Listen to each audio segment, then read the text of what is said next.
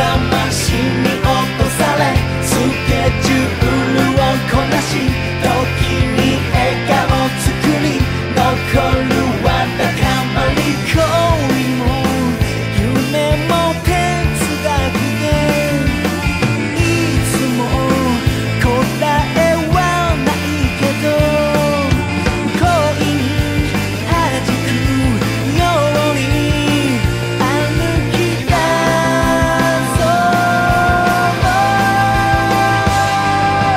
なんか幸せちょっと幸せ感じる時こそ幸せの始まりなんか行けそううまく行けそう踏み出す一歩で全て変えてゆけるね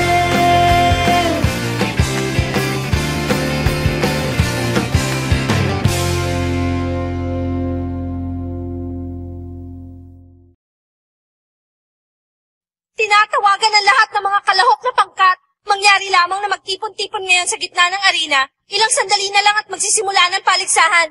Magkakasubukan na.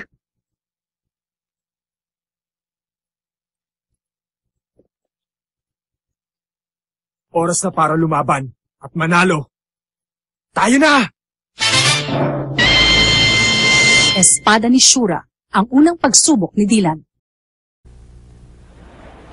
Ang paligsahan ay formal na bubuksan sa loob lamang ng 2 oras.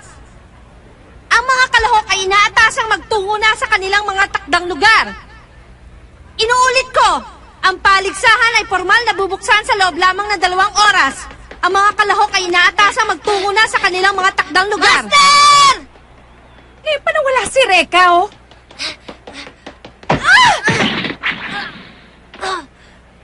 Aroy!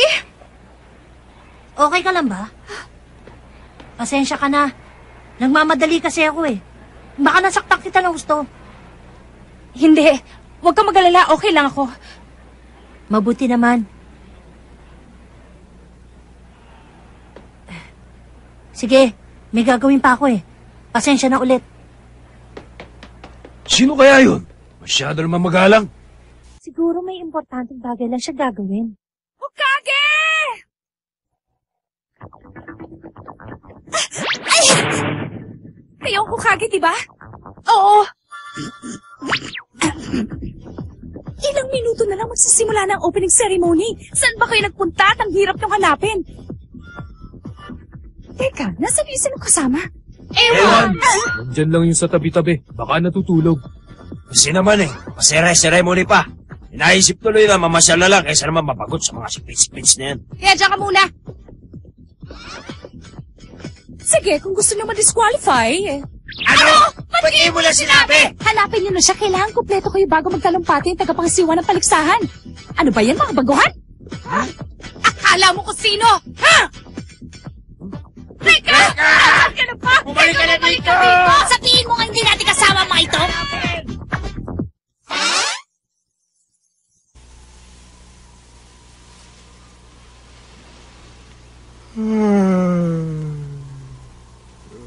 Huh?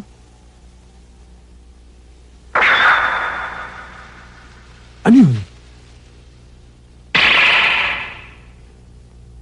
Mukhang hindi madaling makalabas dito ng basta-basta. Relax ka lang. Pabayaan mo sila. Magpasalamat ka nga at hanggang ngayon ay buhay pa tayo. Kanina ka pa ba dyan? Nauna ako sa'yo ng kalating oras bago ka dumating. Ano? Eh bakit hindi man lang kita nakita? Baka may iniisip ka malalim. Huwag ka mag-alala. Ganon talaga kapag may mga ganitong uri ng paligsahan.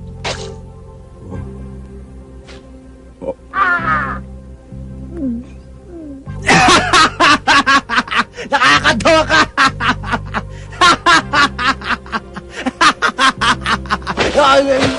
Ay!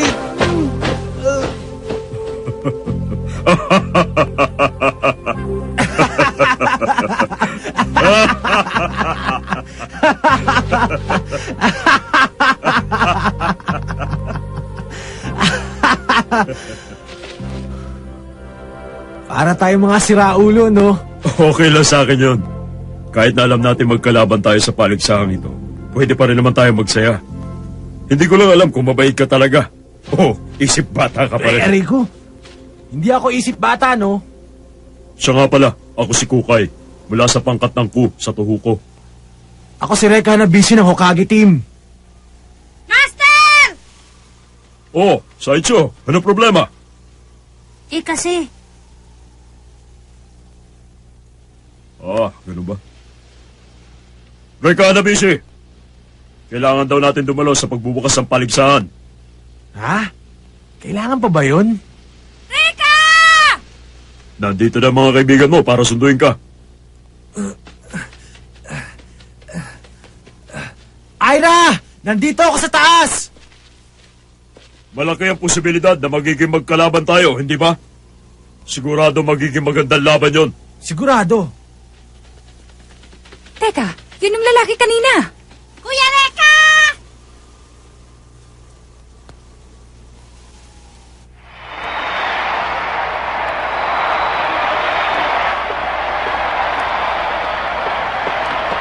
Dito ang pwesto natin. Miss Official! Miss Official! Sandali lang dito! Bakit ba ang ingay-ingay mo? Tumahimik ka muna at magsisimula ng programa. Hokage team present ang lahat! At ngayon naman, magbibigay ng maikling talumpati ang tagapangasiwa ng paligsahang ito, si Ginoong Augustus Mori. Maraming salamat sa inyong pagdalo. Mga magigiting na mandirigma. Ako si Augustus Mori, ang tagapangasiwa ng paligsahang ito.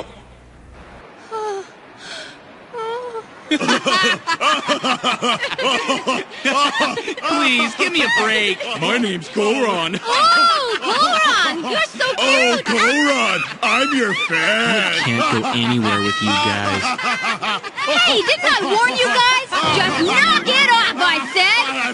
These guys are completely out of their minds, aren't they?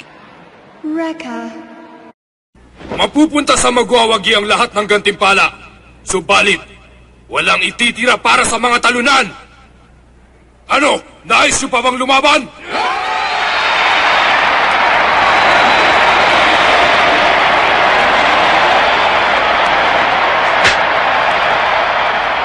Binubuksan ko na ang paligsahang Urabuto Satsujin. Pagbutihin niyong lahat ang pakikipaglaban.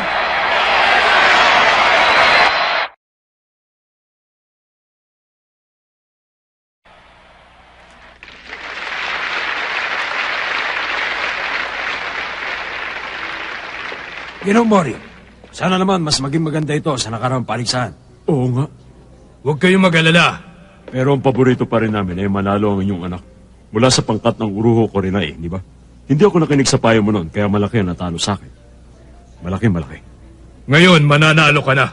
Iniutos ko sa pangkat ni Korei na sa bandang huli na pumasok sa paligsaang ito. Nang sa ganun, ang pinakamalakas ang makalaban nila. Ganun ba? Bakit hindi mo ituro sa amin ang iyong paboritong pangkat bukod sa iyong anak? Kailangan pa ba? Bueno. Opo. Masdan ninyo ang team number 64, ang Hokage team. Sila ang tinatayang dark horse sa paligsaang ito. Pero imposible. Baka naman nagbibiro ka lang. Mukha pa silang mga batang musmos. Si Ginoong Mori talaga. Masyadong palabiro. Muntik na akong maniwala sa sinabi niya.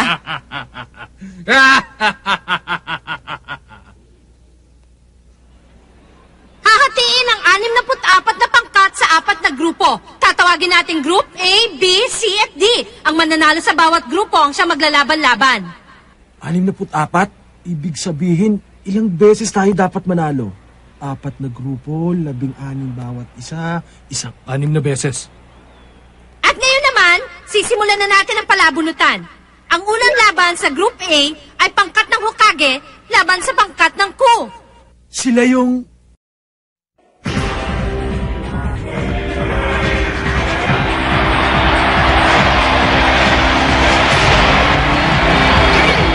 Ipinagkikilala mula sa Red Corner ang Hokage Team!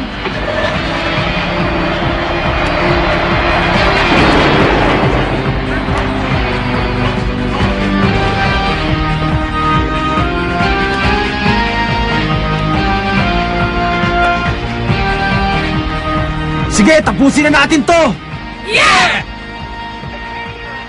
Pagbutihan mo, Reka. Pagbutihan ng lahat.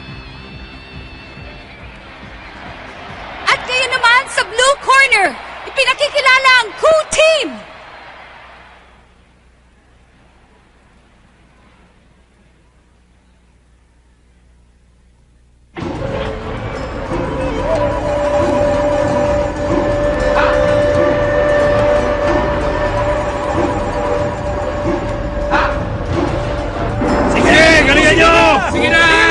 Tapusin nyo ang kalaban! Sideshow! Tapusin nyo na! Tapusin nyo na! Pinamio, tapusin mo silang lahat! Teka, sino ba yung mga yan? Hindi mo ba sila kilala? Sila yung mga pamosong mamamatay tao mula sa Tohoku area. Kilalang kilala sila sa mga iligal na paligsahan kagaya nito. Nanalo sila dahil sa kanilang pambihirang kapangyarihan. Ba, sila nga yan. Reka! Mukhang malakas kagad na nakaharap natin Mamamatay tao? Si Kukay? Mula sa araw na ito, magsisimula ng kasaysayan ng ating pangkat. Oras na para simulan ang unang laban!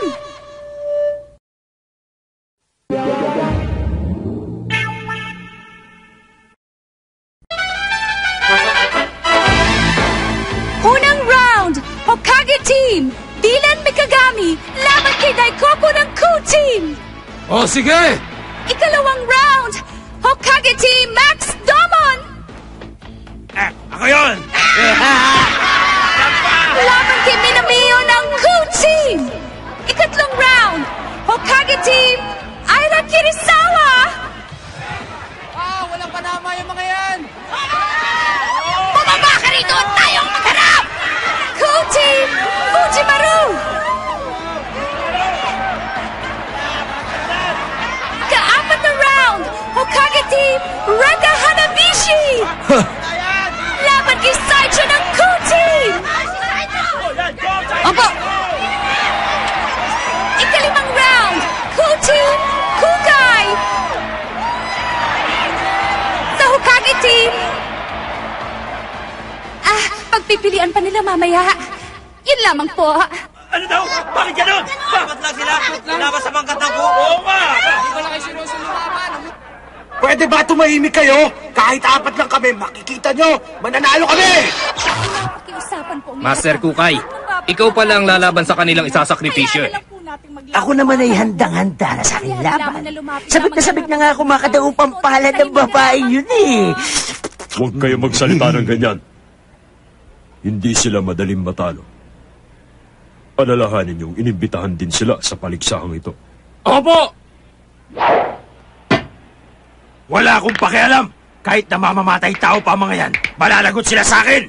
Ipapakita ko sa mga nangasal sa atin kung gaano tayo kagaling sa pagtapos sa mga kalaban! Ha! Aray ko! Aray. Tinatawagan ng mga kalahok sa unang round! Adyan na! Dylan, galingan mo! Tapusin mo na ang kalaban! Kaya-kaya mo yan, Dylan!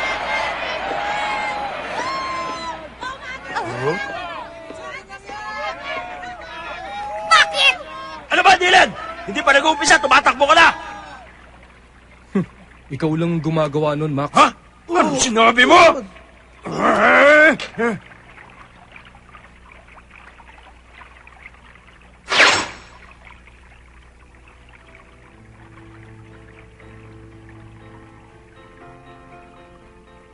Mikagami, po, wala na akong maibabahagi pa sa iyong kaalaman. Hinahangaan kita dahil dalubhasa ka na sa aking Hyomon Ken technique. Napakabilis ng panahon. 7 taon na nang simulan ko ang iyong pagsasanay. At hanggang ngayon, hindi ko pa rin mabago ang iyong pag-iisip. Hindi na po. Paghihiganti. Yan ang pinatutunguhan ng iyong espada at magdadala sa iyo sa landas ng Shura. Nakahanda po ako, Master.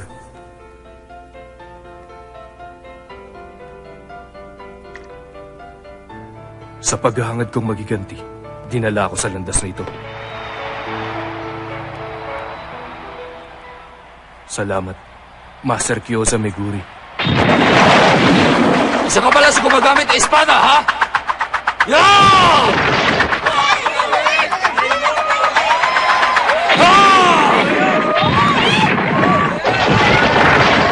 Hop! Hop! Hop! Hop! Hop! Hop! Ang pangalan ko ay Daikoku. Biyasa ako sa paghawag ng tungkod ng bow. Ang galing! Ngayon, alam ko na kung bakit siya una manlalaro ng ku.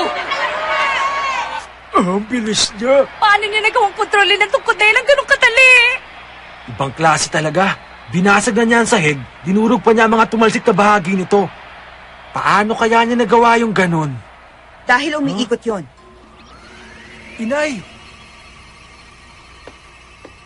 Miss Kagero! Pinadalhan din ako ni Kurei ng imbitasyon, kaya pinasya kong pumunta dito. May palagay akong gusto lamang ni Kurei na masaksihan ko kung paano niya tatapusin ang aking anak. Ang sama niya talaga. Huwag kang magalala, Ana. Tutulong ako sa mga laban nila.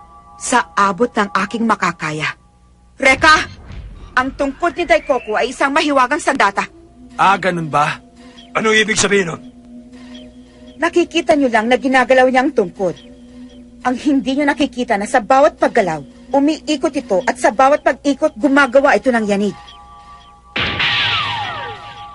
Kapag yumayanig ito, paulit-ulit nitong binabalik ang mga tira o tama nito. Magaling ang paliwanag mo. Ha? Bago matapos ang labang ito, ang kaibigan niya ay magkakaroon ng malaking butas sa kanyang katawan. Tingnan natin. Ang mabuti pa, tapusin na lang natin ang labang ito. Para kang isang sirkero sa mga pinaggagawa mo. Ah, ganon! Sirkero pala, ha? Pasado ka, Dylan Me! Kahit ano pa ang pangalan mo, hindi ka sasanduin ng tungkod ko! Humanda ka ngayon! Yeah! Handa na pala sila! Simulan na!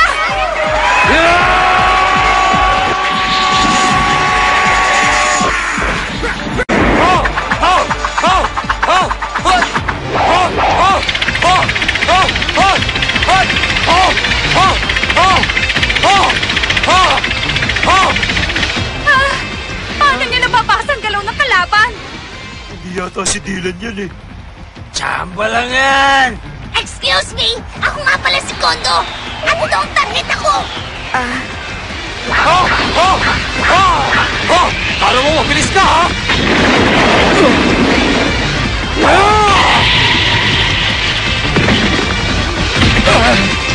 Dylan! Si Dylan bumagsak na!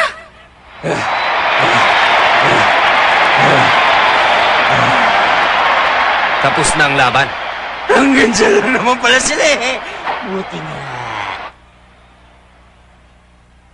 Nagsisimula na ngayon ang pagsusupil sa pangkat ng Hokage. Ang pangkat ng Ku ang pinakamalakas na mandirigma sa lugar ng Tohoku. Hindi na masamang kalaban para malaman natin ang galing ng pangkat ng Hokage. Tama ka. Ang kanilang pinuno na si Kukai ay may kakayahan katulad din ng isa sa ating pangkat. Kailangan matalo ng mga Hokage ang kanilang mga kalaban. Dahil kailangan kong tapusin ang aking sinimulan, 400 taon na ang nakararaan. Okay ka lang? Dylan! Okay ka lang ba? Nasaktan siguro siya na gusto! Patay na yata eh. Yan naman ang gusto mo, di ba? Tinamaan siya, pero naiwasan niya ang pamatay na tira, kaya siya bumaliktad. Nakakatawa naman. Pero ganun pa man, hindi na magtatagal ang laban. Dylan, tingnan mo. May sugat ang binti mo. Ang binti ko? Oo nga, no. Diyan pala ako tinamaan.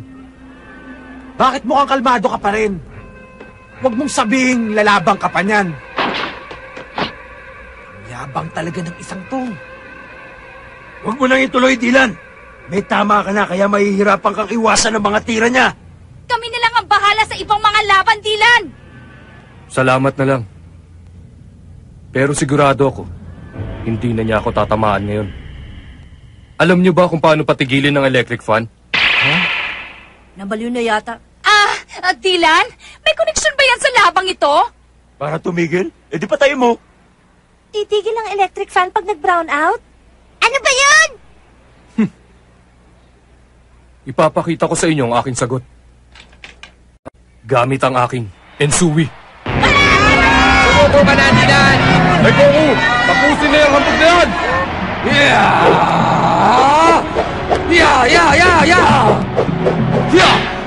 Huwag mong sabihin may tatagal ka pa ngayon sugatan ka na! Isa kang hangal! Nakakaawa ka namang nilalang, Dylan. Pagbibigyan kita, patatahimikin ko na yung bibig mo! Ogi Technique! 100 strikes!